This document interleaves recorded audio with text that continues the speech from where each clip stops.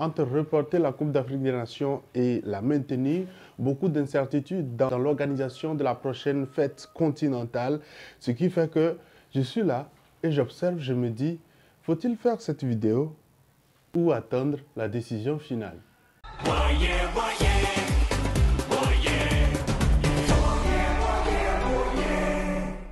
Salut à toi, bienvenue sur ma chaîne. Moi c'est Jacques, ici j'analyse l'actualité sportive africaine et si tu ne l'as pas encore fait, abonne-toi à ma chaîne, active la cloche de notification pour qu'on puisse continuer par évoquer ces types de sujets et entrer notamment au sport africain et au football africain en particulier.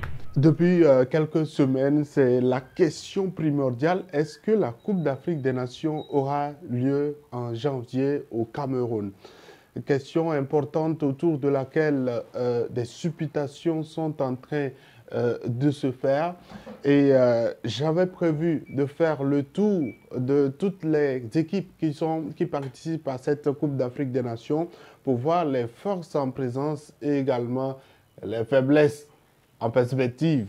Mais malheureusement, les supputations autour de l'annulation de la Coupe d'Afrique des Nations font que, oui, j'ai mis plusieurs vidéos en suspense en attendant bien sûr la décision de la Confédération africaine de football où le président Patrice Motsepe est arrivé lundi au Cameroun pour pouvoir vraiment décider officiellement de ce qui lancera concrètement. Alors, si vous voulez concrètement mon avis, parce que oui, il y a plusieurs jours que je devais forcément donner mon avis par rapport à cette situation, parce que c'est assez déplorable. Tout a commencé déjà, on devait déjà déplorer les déclarations de Jürgen Klopp, l'entraîneur de Liverpool, qui comparait forcément cette compétition à un petit tournoi. C'est passé comme si c'était une blague, mais après, on s'est rendu compte qu'en réalité, il y a beaucoup qui n'aiment pas vraiment entendre parler de cette Coupe d'Afrique des Nations, parfois à raison.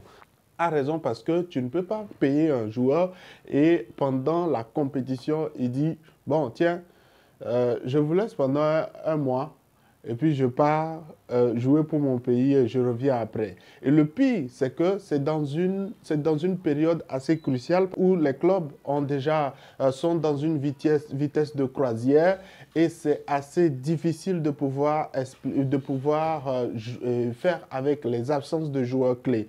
Parce qu'il faut quand même être honnête pour le dire, il y a plusieurs joueurs du continent africain qui sont des hommes clés de leur formation, surtout en Europe.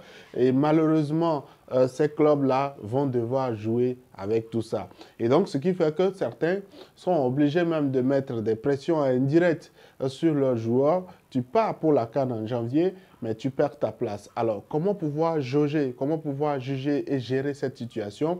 Entre tout ça, on est habitué à tout ça.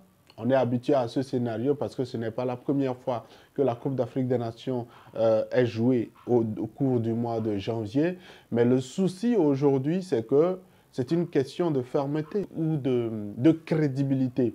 À un certain moment, il faudrait que la Confédération africaine de football, ou que les Africains puissent également réussir à dire, tiens, c'est vrai, vous avez besoin de nos joueurs ou des joueurs pour la vie de vos clubs, mais à un moment, permettez quand même que sur le continent, qu'ils puissent avoir la seule fête continentale où on vous demande de libérer les joueurs durant un mois. Un mois, pas plus. Aujourd'hui, le vrai argument pour les clubs européens, c'est forcément la pandémie actuelle où on va dire oui, ils vont partir, ils vont être peut-être contaminés et ça va être un souci.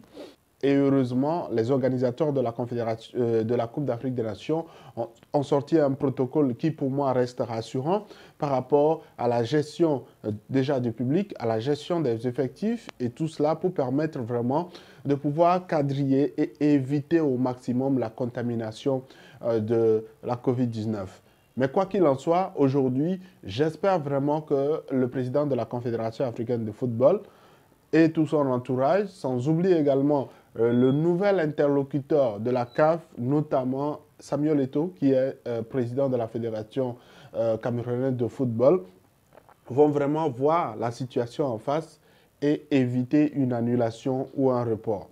Parce que déjà, il faudrait qu'on puisse se dire clairement, c'est un rendez-vous incontournable et on ne peut pas se dire qu'on peut l'éviter. On a beau donner l'argument de la Covid-19, mais on vient de sortir juste en plein Covid-19, on vient de sortir d'une Coupe arabe des nations. On a également organisé une Coupe América au Brésil en plein Covid. On est également en pleine compétition des différents championnats en Europe en pleine pandémie mondiale. Et quand vous regardez la carte même des contaminations, ce n'est pas l'Afrique qui reste autant alarmante et qu'on puisse dire oui que c'est un gros risque. Oui, il y a des risques partout, mais je pense que si on est assez honnête pour se dire du moment où des championnats sont en train d'être organisés. Et d'ailleurs, en Angleterre, où les clubs sont en train de s'organiser pour refuser de libérer leurs joueurs, ce week-end, il y a eu une réunion pour pouvoir juger si les rencontres du Boxing Day auront lieu tout au long du mois de décembre ou pas. Et la décision surprenante, c'est que malgré la hausse de contamination actuelle en pleine montée, français, malgré la montée inquiétante des contaminations, que la majorité des clubs ont décidé de pouvoir continuer de jouer. Alors, si vous-même, vous acceptez dans votre championnat de pouvoir continuer par jouer malgré ces inquiétudes, donc n'évoquez plus cet argument. Soit c'est un faux argument, soit c'est soit, quoi. Voilà. Ça, c'est mon avis. Il n'y a aucune raison pour moi de pouvoir annuler cette compétition au mois de janvier. Et il y a une urgence également au niveau de la Confédération africaine de football de trancher rapidement pour permettre de pouvoir mieux organiser cette compétition. Parce qu'organiser en réalité, ce n'est pas forcément, ce ne sont pas forcément seulement les équipes de la Confédération africaine ou le comité d'organisation, la COCAN, mais également le public qui doit se déplacer vers le Cameroun et donc qui doit organiser les formalités de déplacement, de voyage et tout cela. Il y a également les médias qui doivent se déplacer vers le Cameroun et tout le monde sait que, également, sans oublier les staffs des sélections et tout ça. Alors, quand tu regardes tout ça, tu te dis, il vaut mieux savoir à partir d'aujourd'hui si vraiment ça aura lieu ou pas et ça aidera tout le monde.